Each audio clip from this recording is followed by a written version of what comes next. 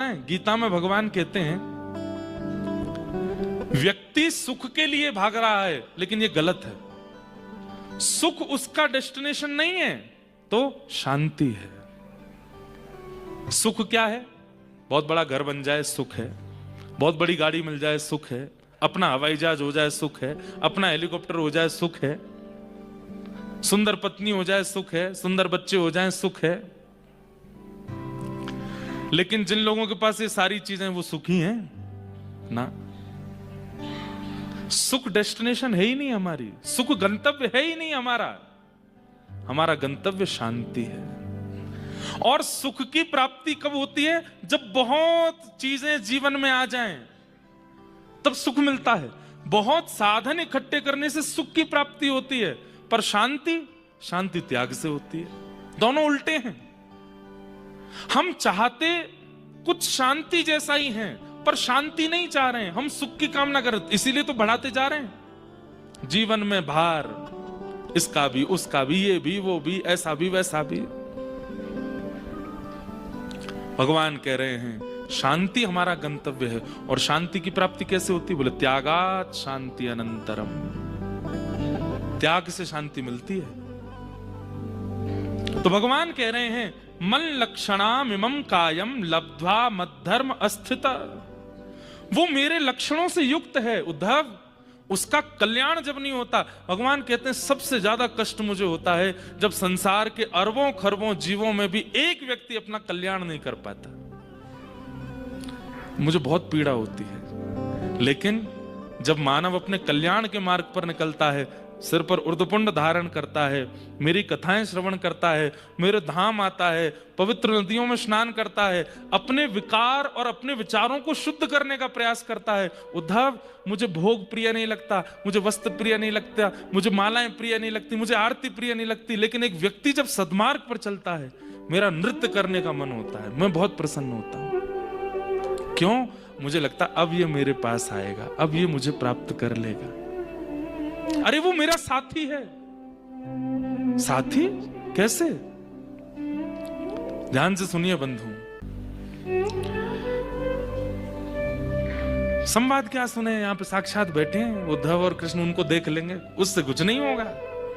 उद्धव कृष्ण को देखो बाद में, पहले उनकी बातें तो सुनो। इतना अच्छा विषय, अच्छा विषय। ठाकुर जी कहते हैं उद्धव, जीवात्मा और परमात्मा, ध्यान से सुनिएगा, जीवात्मा और परमात्मा ये दोनों एक ही घोंसले के दो पक्षी हैं। एक ही घोंसले के दो पक्षी हैं। कौन? जीवात्मा और परमात्मा। क्या होता है एक दिन?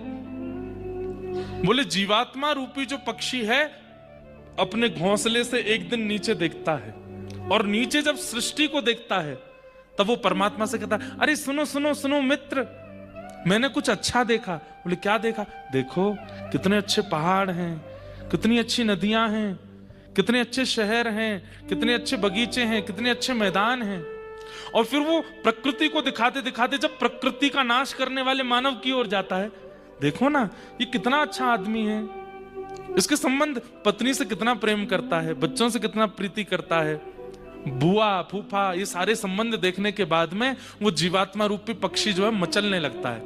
परमात्मा रूपी पक्षी उसके सिर पे हाथ धरता है, बोले दूर से ही अच्छा लग रहा है, भीतर से अच्छा नहीं है ये सब। जीवात्मा कहता है नहीं नहीं नहीं, ये तो बहुत अच्छा है, सुनो मैं जाऊं। परमात्मा रूपी पक्षी कहता है नहीं, यहां जाओगे तो इन्हीं के जैसे हो जाओगे, और फिर तुम मुझे भूल जाओगे, मुझसे दूर हो जाओगे। तब जीवात्मा कहता है तुमसे दूर कैसे चला जाऊंगा मैं, और तुम्हें कैसे भूल जाऊंगा? तुम तो मेरे साथी हो, मैं जाऊंगा थोड़ी देर घूम के फिर आ जाऊंगा। परमात्मा फिर कहते हैं नहीं, वहां मत जाओ, ये संसार दूर से देखने में सुंदर है, पकड़ लेगा तुमको, लौट के नहीं आ पाओगे मेरे पास। मैं आ जाऊंगा, मुझे मार्ग पता है, और तुम मेरे अति प्रिय हो, तुम्हें मैं कभी नहीं भूल सकता। बार बार परमात्मा के मना करने पर भी उद्धव वो जीवात्मा जिद करता है। तो परमात्मा तो जानता है कि ये वापस लौट के नहीं आएगा। जाते जाते कह देता है बीच बीच में थोड़ा संदेशा भेजते रहना मेरे पास, मुझे तुम मत भूल जा। परमात्मा बोले मेरी चिंता मत कर, मैं तुझे नहीं भूलूंगा, अपनी चिंता कर। वो चला जाता है।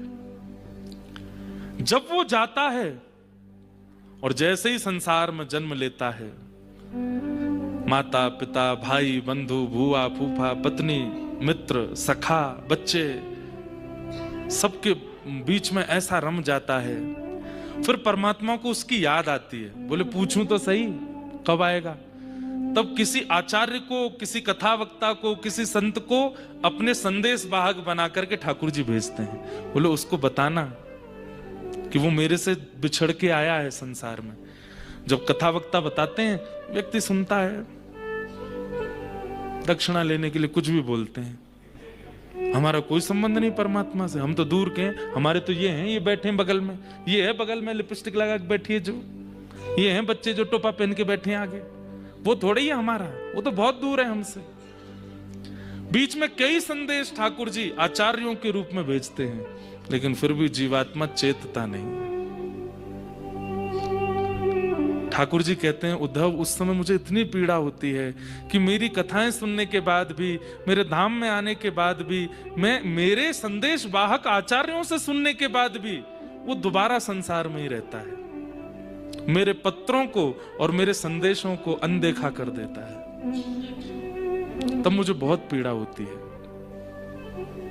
और फिर जब उसकी अधोगति होती है, तब अधोगति के बाद मैं अपनी दृष्टि हटा लेता हूं, और दृष्टि हटाने के बाद फिर मेरी जितनी योगनियां हैं, मेरी जितनी शक्तियां हैं और मेरे नीचे जितना देवता मंडल है, ये सब उसके कर्मानुसार उसको फिर दुख देते हैं। फिर वो 84 लाख योनियों में भटकता है, कहां कहां क्या क्या करता है। इसलिए उद्धव मुझे चिंता है, क्योंकि ये जीवात्मा मेरा है, उसका कल्याण हो। 1000 लोग कथा सुनने आते हैं, 1000 कथा मतलब ठाकुर जी का संदेश, ठाकुर जी का मैसेज,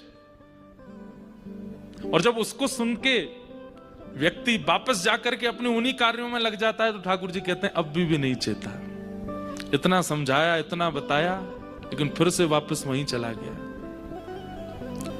इसलिए उद्धव तुम जो ये कह रहे हो कि मैं परमात्मा हूं, मैं ईश्वर हूं, जीवात्मा अपना कल्याण करे ना करे, मुझे इससे क्या चिंता? मुझे चिंता है क्योंकि वो मेरा अंश है। जिस प्रकार एक पुत्र पिता को पुत्र की चिंता होती है, जिस प्रकार एक मां को अपने पुत्र की, मुझे भी चिंता होती है प्रत्येक जीवात्मा की, कि वो अपना कल्याण करे। वो कैसे भी करे, उसका कल्याण क्या है? मुझे प्राप्त कर ले बस। और वो मुझे प्राप्त नहीं कर पाता तो उससे मुझे बहुत पीड़ा होती है। बंधुओं, ठाकुर जी के लक्षणों से युक्त हैं हम। संसार विकार युक्त है। ये संसार क्या करता है? उन लक्षणों को नष्ट करने का प्रयास करता है जो ठाकुर जी से मिले हैं हमें। सबसे बड़ा लक्षण हमारे अंदर क्या है? प्रेम। ठाकुर जी के अंदर भी वही लक्षण है प्रेम का, और हमारे अंदर भी वही लक्षण है प्रेम का, लेकिन उस प्रेम लक्षण से हम बिल्कुल परे हो जाते हैं। उद्धव कहता है, प्रभु तो फिर मानव कल्याण में सबसे बड़ी बाधा क्या है, ये बताइए। अब तो मैंने ये पूछ लिया कि आपको चिंता क्यों होती है कि मानव अपना कल्याण करे, आपको उससे सुख मिलता है क्योंकि वो आपका है, लेकिन मानव के कल्याण में सबसे बड़ी बाधा क्या है? मुझे पता है काम बाधा है, क्रोध बाधा है, दोष, ये सारे दोष बाधा बनते हैं, पर मैं आपसे पूछना चाहता हूं, इस संसार में मानव कल्याण में सबसे बड़ी बाधा क्या है जिससे वो अपने कल्याण से वंचित हो जाता है? तब भगवान कहते हैं, संगम न कुर्यात् सताम शिष्णोदर कृपाम क्वचित।